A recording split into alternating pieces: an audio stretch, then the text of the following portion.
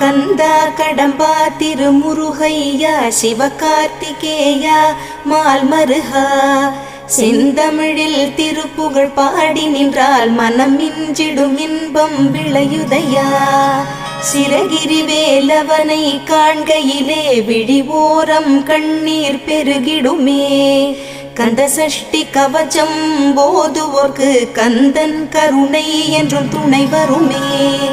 பங்குனி உத்திர நாளினிலே உனை நினைந்தே காவடி சுமந்து வந்தோம்.